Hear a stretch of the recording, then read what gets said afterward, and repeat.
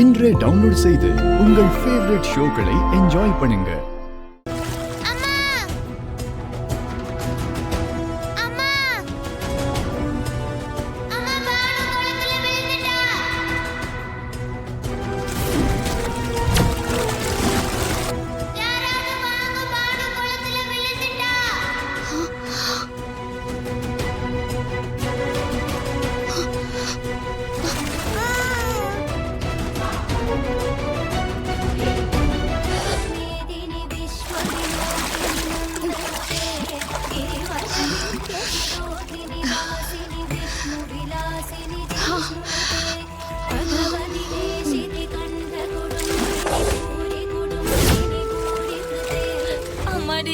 நீதான் எனக்கு சாமி.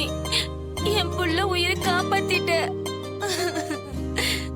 இவ்வளவு சத்தத்துல இவ கத்துனது யாருக்குமே கேட்கல. உனக்கு மட்டும் எப்படிமா கேட்டுச்சு? அது இவ கத்துனத நான் பார்த்தேன். இவ கத்துனத நீ பாத்தியா? அது இவளுக்கு காது கேட்காது.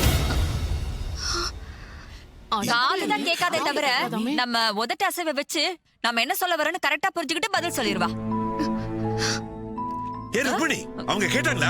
எதுக்கு தேவையில்லாம இதெல்லாம் போய் அவங்க கிட்ட சொல்லிட்டு இருக்க? என்ன ஏன் கத்துறீங்க? நான் உண்மையை தானே சொல்றேன்.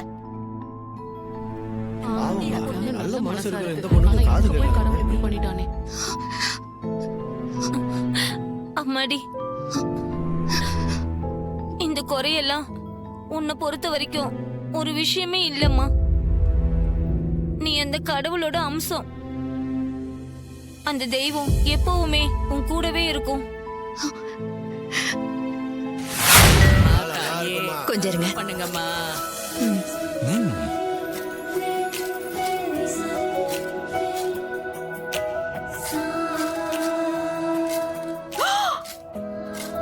அம்மா நீ நல்லா இருக்கணும் தாயி. தீர்க்காயுசா இரு. தாயே நல்லா இருக்கணுமா? தாயே நீ நல்லா இருப்பம்மா. நீ நல்லா இருக்கணும் தாயி.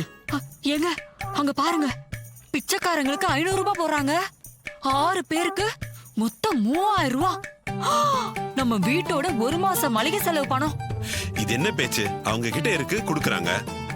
தாயே நல்லா இருக்கணும். இந்த மாதிரி குடும்பத்துல நம்ம வர்ஷினி மருமகளா போனா எவ்வளவு நல்லா இருக்கும். பேசாம வா வா. ஏங்க நீங்க வேணா பாருங்க, இந்த ஜோடிகளுக்கு கல்யாணம் பண்ணி வச்ச புண்ணியத்துல நம்ம ராகவுக்கு சீக்கிரமே நல்லபடியா கல்யாணம் நடக்கும். நடக்காது.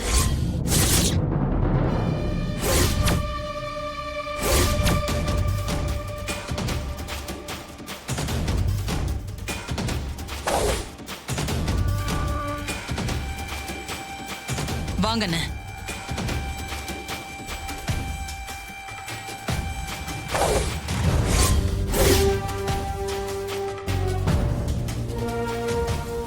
ஏய், ஏன் இப்படி அபசகுணமா பேசுற?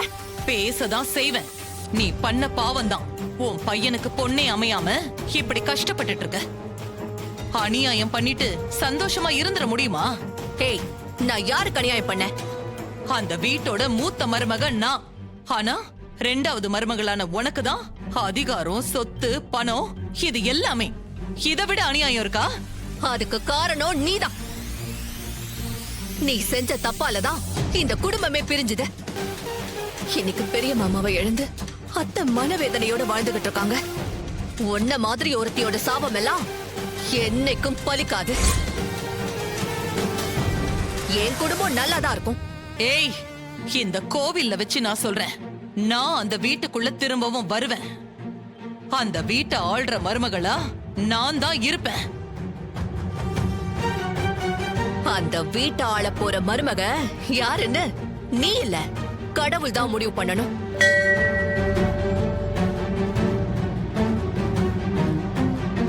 அதையும் தான் பார்க்கலாம். வாங்கண்ணே போலாம். சார், இன்னும் மாப்பிள்ள வரலைங்களே. என்ன சார் சொல்றீங்க? புரோக்கர் உங்ககிட்ட எதுவுமே சொல்லலையா? இல்ல, என்கிட்ட எதுவும் சொல்லியே சார். ருக்மணி அம்மா கிட்ட எல்லாமே சொல்லிட்டேன்னு சொன்னாரே. சார், நீங்க என்ன சொல்றீங்கன்னு எனக்கு ஒன்றும் புரியல சார். சார், இவருதான் சார் மாப்பிள்ள.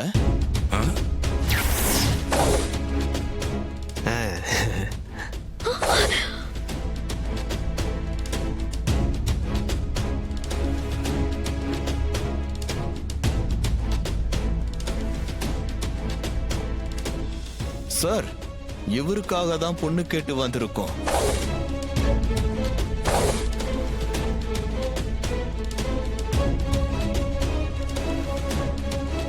ஐயா எங்களை மன்னிச்சிடுங்க, ஏதோ தப்பு நடந்து போச்சு. மாப்பிள்ளை வயசுக்கு ஏத்த மாதிரி வேற ஏதாவது பொண்ணை பாத்துக்குங்கய்யா.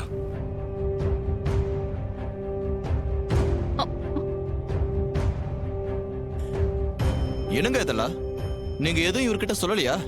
சார் நீங்க டென்ஷன் ஆகாதீங்க மாமா, நீங்க ஒரு நிமிஷம் வாங்க. இருமா ஐயா, தயவு செஞ்சு கோச்சிக்காதீங்க, நீங்க வேற இடம் பாருங்க. வாங்க போலாம்.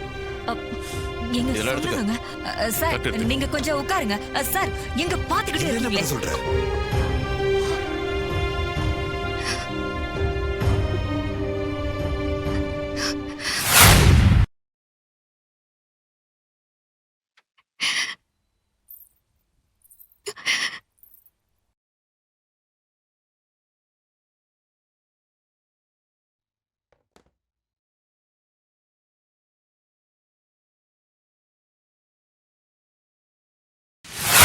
பல்ராமா, அண்ணே எப்படியாவது உன் பொண்ண பெரிய பாடகி ஆக்கிரு.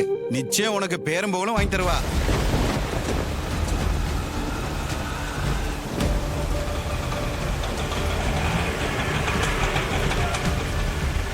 நான் பல்ராம் பேசுறேன். அந்த 8வது தெருல சப்ளையை கட் பண்ணிட்டீங்களா? கட் பண்ணிட்டேன்ப்பா. சரி சரி, நான் பாத்துக்கிறேன். பாத்து போங்க.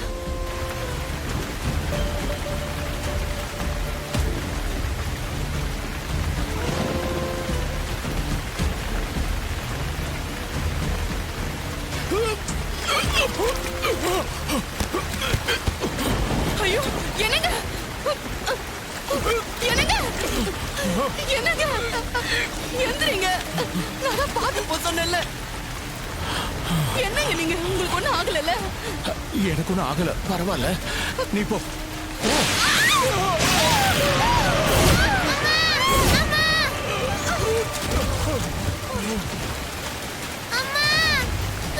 பாப்பா பாப்பா சொன்னா கேளுமா, அங்க போகாதமா, நில்லுமா, சொன்னா கேளுமா.